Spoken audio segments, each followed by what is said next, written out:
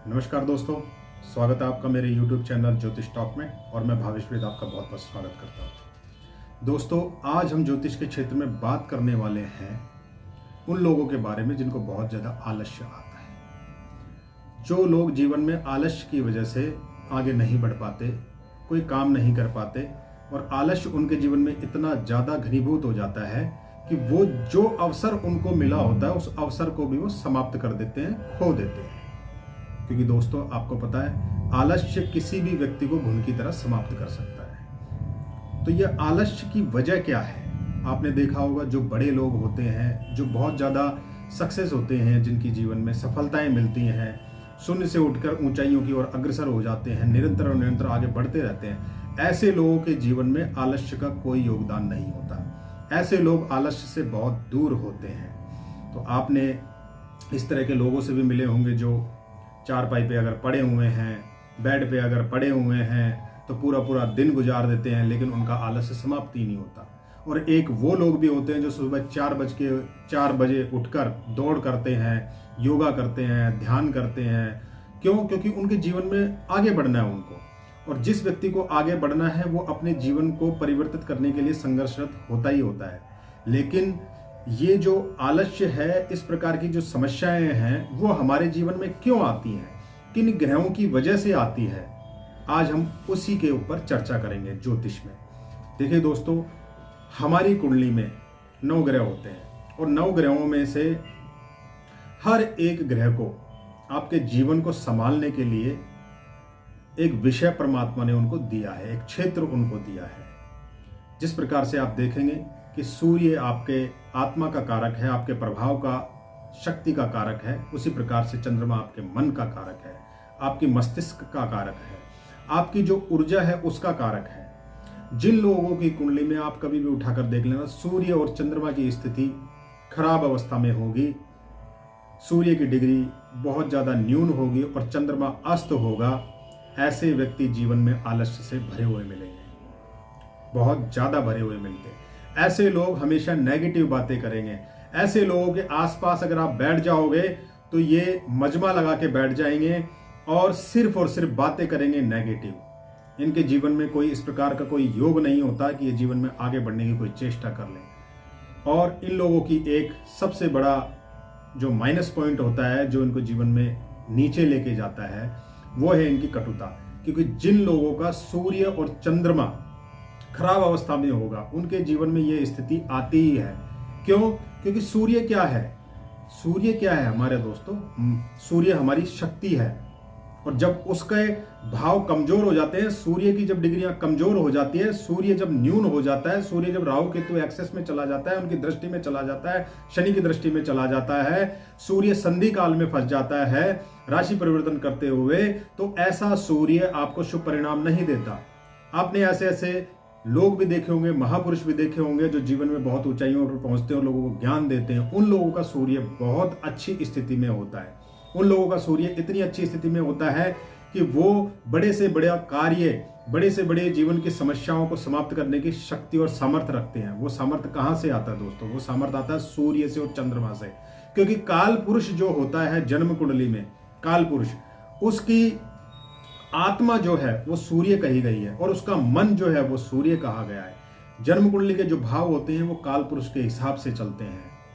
तो दोस्तों, जिन लोगों की कुंडली में सूर्य और चंद्रमा की स्थिति बहुत ज्यादा खराब होती है, आप उनकी कुंडली उठाकर देख लेना, आपको तुरंत पता लग जाएगा कि ये व्यक्ति ना तो अपनी एजुकेशन में आगे बढ़ पाया है, ना ही ये किसी और संबंधों में आगे बढ़ पाया है। और ऐसे व्यक्ति निरंतर और निरंतर उन्नति की ओर तो सोचना ही नहीं है, अवनति की ओर चलता जाता है।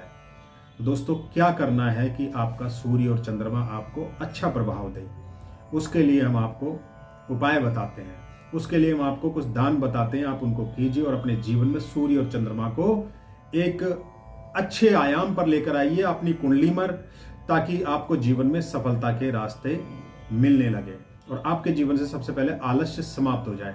क्यों दोस्तों? क्योंकि जो हमारी कुंडलिनी शक्ति होती है, कुंडलिनी शक्ति, जन्म कुंडली की बात नहीं कर रहा हूं मैं, कुंडलिनी शक्ति जो होती है हमारी मूलाधार से सहस्त्रार की, उसमें भी ईड़ा और पिंगला, जो हमारे एक प्रकार से ईड़ा और पिंगला हमारी जो शक्तियां हैं, जो हमारे ये माइंड में ऊपर से होकर जो नसें जाती हैं, ये सारी की सारी एक सूर्य है तो एक चंद्रमा है। हमारी आंखों में भी एक सूर्य है तो एक चंद्रमा है। तो हम हमारे सूर्य और चंद्रमा को अगर अच्छी गति प्रदान करेंगे, उनको पावर देंगे, तो निश्चय ही हमारे जीवन में आलस्य समाप्त हो सकेगा। हम आगे कार्य करने की क्षमता प्राप्त कर सकेंगे। और तो और दोस्तों, जिन लोगों की कुंडली में सूर्य और चंद्रमा खराब स्थिति में होता है, ऐसे लोग अक्सर बहुत जल्दी बीमार होते रहते हैं। जी हाँ दोस्तों, जिन लोगों की कुंडली में सूर्य और चंद्रमा खराब स्थिति में होगा, ऐसे लोगों को संक्रमण बहुत जल्दी प्रभावित करता है। और जिन लोगों की कुंडली में सूर्य और चंद्रमा अच्छी स्थिति में होगा, अच्छे भाव में बैठा होगा, शुभ ग्रहों की दृष्टि में होगा, ऐसे लोग जल्दी से बीमार नहीं होते हैं। ऐसे लोगों को कोई दीर्घ काल यानी कि बड़ी बीमारी परेशान नहीं करती है। आपने देखा होगा कि जो लोग निरंतर किसी एक बीमारी से सालों साल पीड़ित रहते हैं, बीमार रहते हैं, परेशान रहते हैं, उन लोगों का सूर्य और चंद्रमा कहीं ना कहीं खराब अवस्था में होता है। तो दोस्तों, सूर्य और चंद्रमा को आप अच्छी अवस्था में लेकर आएं अपनी कुंडली में और अपने जीवन को सुचारू रूप से आगे बढ़ने की चेष्टा करें। और मैं आपको जो उपाय बताने जा रहा हूं, आप उन उपायों को करें और उन उपायों से अपने जीवन में सफलता के रास्ते खोलें। क्योंकि निश्चित मानिए, अगर आपके जीवन से आलस्य समाप्त हो गया, अगर आपके जीवन से कुविचार समाप्त हो गए, अगर आपके जीवन से नेगेटिव विचार, नेगेटिव थॉट्स ये समाप्त हो गए, तो आप निश्चय ही जीवन में सफलता प्राप्त करेंगे। और आप ऐसी सफलता प्राप्त करेंगे जो बड़े बड़े लोग प्राप्त करते हैं। आप कभी भी देख लीजिए, जो बहुत बड़े लेवल के लोग होते हैं, जो बहुत बड़े ऊंचाई पर बैठे होते हैं, किसी लेवल पे बैठे होते हैं, उनका सूर्य और चंद्रमा दोस्तों बहुत अच्छी स्थिति में होता है। तो दोस्तों, आप अपने सूर्य और चंद्रमा को अच्छा आयाम दें, उनको प्रबल करें अपने जीवन में। उसके लिए आप ये उपाय करें। उपाय क्या है दोस्तों? सूर्य के लिए आपको सबसे पहले सूर्योदय से पहले उठकर नहा धोकर और आपको भगवान सूर्य को अर्घ्य प्रदान करना चाहिए सबसे पहले तो। और ये अर्घ्य आपको निरंतर कम से भी कम जो है 108 दिन देना चाहिए। दूसरा, ये छोटा सा उपाय है जो कोई भी कर सकता है। थोड़े दिन करके देखेंगे, आपको आलस्य आ रहा है तो कोई बात नहीं, 2 4 5 दिन करिए, आप 1 हफ्ता कीजिए, वो धीरे धीरे वो आलस्य समाप्त होने लगे, भगवान सूर्य की आपको चेतना प्राप्त होने लगेगी।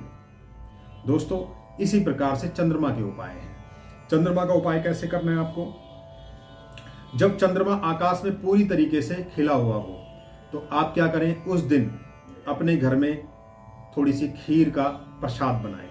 खीर का प्रसाद बनाने के बाद में उसको आप चंद्रमा को भोग लगाएं, ये सोचते हुए कि हम भगवान चंद्रमा को उसका भोग लगा रहे हैं। और फिर उस खीर को आप खुद प्राप्त कर सकते हैं, खुद खा सकते हैं, अपने बच्चों को खिला सकते हैं।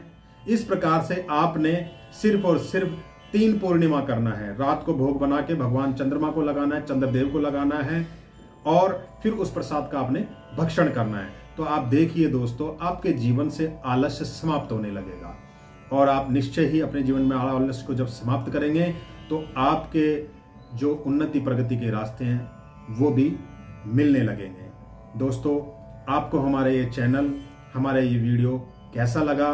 मेरे इस चैनल को सब्सक्राइब कीजिए, शेयर कीजिए, कमेंट कीजिए, लाइक कीजिए। और मैं भावेश वेद आपको शुभकामनाएं देता हूँ। नमस्कार।